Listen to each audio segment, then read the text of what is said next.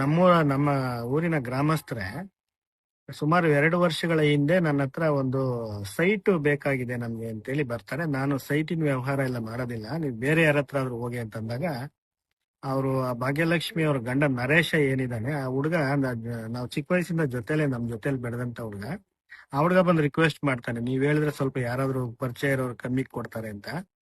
ಸರಿ, ನಾನು ಆ ಹುಡುಗನ ಮುಖ ನೋಡ್ಕೊಂಡು ಇಲ್ಲಿ ದೊಡ್ಡಬಳ್ಳಾಪುರದಲ್ಲಿ ರಾಜಣ್ಣ ಅಂತ ಒಬ್ರಿದ್ದಾರೆ, ಅವ್ರು ನಮ್ಮೂರಲ್ಲೇ ಒಂದು ಲೇಔಟ್ ಮಾಡಿದ್ದಾರೆ.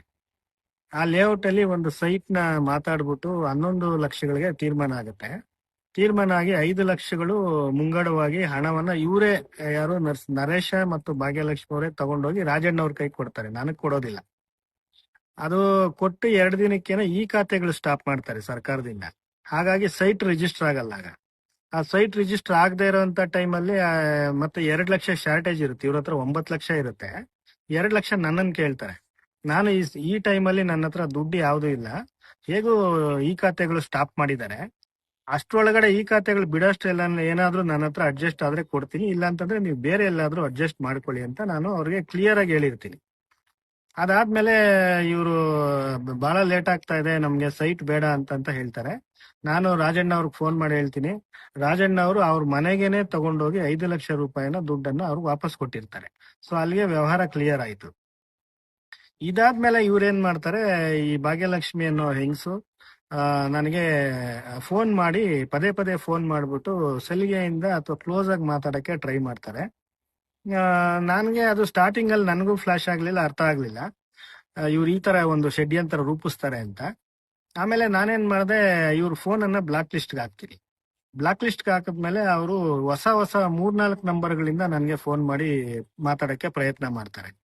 ನಾನು ಆಗಾನು ಇವರೇ ಅಂತ ಗೊತ್ತಾದ್ಮೇಲೆ ಆ ನಂಬರ್ಗಳನ್ನೆಲ್ಲ ಬ್ಲಾಕ್ ಲಿಸ್ಟ್ ಆದ್ಮೇಲೆ ವಾಟ್ಸಪ್ಗಳಲ್ಲಿ ಮೆಸೇಜ್ ಕಳಿಸ್ತಾರೆ ನನಗೆ, ಪ್ಲೀಸ್ ಕಾಲ್ ಮಾಡಿ, ನಿಮ್ಮ ಹತ್ರ ಮಾತಾಡ್ಬೇಕು, ಹಾಗೆ ಹೀಗೆ ಅಂತೇಳಿ ಮೆಸೇಜ್ಗಳು, ಸುಮಾರು ಮೆಸೇಜ್ಗಳು ಹಾಕಿದ್ದಾರೆ. ಹಾಕ್ಬಿಟ್ಟು ಒಂದೇ ನಿಮಿಷಕ್ಕೆ ಡಿಲೀಟ್ ಮಾಡ್ಬಿಡ್ತಾರೆ. ವಾಟ್ಸಪ್ ಅಲ್ಲಿ ಮೆಸೇಜ್ ಹಾಕಿ ನಾನು ನೋಡಿದ್ರೆ ಅಲ್ಲಿ ಬ್ಲೂಟಿಕ್ ಹೋಗುತ್ತಲ್ಲ, ಬ್ಲೂಟಿಕ್ ಹೋದ ತಕ್ಷಣ ಇಮಿಡಿಯೇಟ್ ಡಿಲೀಟ್ ಮಾಡ್ತಾ ಇದ್ರು. ನನ್ಗೆ ಯಾಕೆ ಈ ರೀತಿ ಮಾಡ್ತಾ ಇದ್ದಾರೆ ಅಂತ ಆ ನಂಬರ್ಗಳನ್ನೆಲ್ಲ ಬ್ಲಾಕ್ ಲಿಸ್ಟ್, ವಾಟ್ಸಪ್ ಅಲ್ಲೂ ಬ್ಲಾಕ್ ಲಿಸ್ಟ್ ಮಾಡಿದ್ಮೇಲೆ ಫೇಸ್ಬುಕ್ ಅಲ್ಲಿ ಮೆಸೆಂಜರ್ ಅಲ್ಲಿ ಮೆಸೇಜ್ ಹಾಕಿದ್ದಾರೆ ನನಗೆ, ಪ್ಲೀಸ್ ಕಾಲ್ ಮೀ, ಸಾರಿ, ಹಾಗೆ ಹೀಗೆ ಅಂತ. ಅದಾದ್ಮೇಲೆ ಇವರು ನನ್ನ ವಿರುದ್ಧ ಷಡ್ಯಂತ್ರ ರೂಪಿಸ್ಬೇಕು ಅಂತೆ. ಈ ಘಟನೆ ಎಲ್ಲ ನಡೆದು 2 ವರ್ಷಗಳ ಹಿಂದೆ ನಡೆದಿರುವಂತ ಘಟನೆ. ಇವರು ಹೇಗಾದ್ರೂ ಮಾಡಿ ನನ್ನ ಹತ್ರ ದುಡ್ಡು ವಸೂಲಿ ಮಾಡಬೇಕು ಅಂತೇಳಿ ಹನಿ ಟ್ರಾಪ್ ಪ್ಲಾನ್ ಮಾಡ್ಬಿಟ್ಟು ಹಣಕ್ಕೋಸ್ಕರ ಬ್ಲಾಕ್ ಮೇಲ್ ಮಾಡಿ ನನ್ನನ್ನ 6ನೇ ತಾರೀಕು, ನಮ್ಮೂರಲ್ಲೇ ಇದ್ದಂತ ಮಹಿಳೆ 6ನೇ ತಾರೀಕು ಅವ್ರ ತವ್ರ ಮನೆಗೆ ಹೋಗಿ ಎಲ್ಲೋ ಒಂದ್ ಕಡೆ ನಿಗೂಢವಾದಂತ ಜಾಗಕ್ಕೆ ಹೋಗ್ತಾರೆ. ಇದೇ ತಿಂಗಳ 6ನೇ ತಾರೀಕು ಹೋಗ್ಬಿಟ್ಟು ಇವ್ರ ಗಂಡ ನರೇಶು ಮತ್ತೆ ಇವ್ರ ಅಣ್ಣಂದ್ರು ಇಬ್ರು, ಅಮ್ಮ ಮತ್ತೆ ಇವರ ಜೊತೆಗೆ ನಮ್ಮ ಊರಿನ ಪಕ್ಕದವ್ರು ಒಬ್ರು ಇದ್ದಾರೆ, ನಮ್ಮ ಸಮುದಾಯದವ್ರೆ, ಅವರು ಇವ್ರ ಜೊತೆಗೆ ಸೇರ್ಕೊಳ್ತಾರೆ. ಅವರು ನಮ್ಗೆ ಶತ್ರುಗಳು, ಸ್ವಲ್ಪ ನಮ್ಮ ಬೆಳವಣಿಗೆಯನ್ನ ಸಹಿಸಲಾಗದೆ ಇರ್ತಕ್ಕಂತ ವ್ಯಕ್ತಿಗಳು. ಅವರು ಇವರೆಲ್ಲ ಜೊತೆಗೆ ಕೂಡ್ಕೊಂಡು 9ನೇ ತಾರೀಕು ಇನ್ಸ್ಟಾಗ್ರಾಮ್ ಅಲ್ಲಿ 2 ವಿಡಿಯೋಗಳನ್ನ ಬಿಡ್ತಾರೆ. ಮೊದಲನೇ ವಿಡಿಯೋದಲ್ಲಿ ನಂದು ಫೋಟೋ ಹಾಕ್ಬಿಟ್ಟು ಈ ಸ್ವಾಮೀಜಿ ಅವರು ಒಳ್ಳೆಯವರು ಅಂತ ಹೇಳಿ ಅಷ್ಟೇ ಇರುತ್ತೆ ಒಂದು ವಿಡಿಯೋ.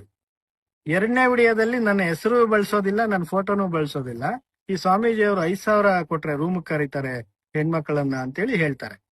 ಇದು ಆತರ ನಾನೇನಾದ್ರೂ ಅವ್ರ ಹತ್ರ ಹೇಳಿದ್ರೆ ಆ ವಿಡಿಯೋ ಅಥವಾ ಏನಾದ್ರು ಇದ್ರೆ, ಅದು ಸಾಕ್ಷಿ ಇದ್ರೆ ಅದು ತೋರಿಸ್ಲಿ. ನನಗೆ ಸಾಕಷ್ಟು ಹೆಣ್ಮಕ್ಳು, ನಮ್ಮ ಕಮ್ಯುನಿಟಿ ಅವರು, ಬೇರೆ ಕಮ್ಯುನಿಟಿ ಎಲ್ಲಾರು ಪರಿಚಯ ಇದ್ದಾರೆ. ನಾನು ಯಾವತ್ತೂ ಅವ್ರ ಹತ್ರ ಯಾವ ಹೆಣ್ಮಕ್ಳ ಹತ್ರನೂ ಆತರ ಮಾತಾಡಿಲ್ಲ.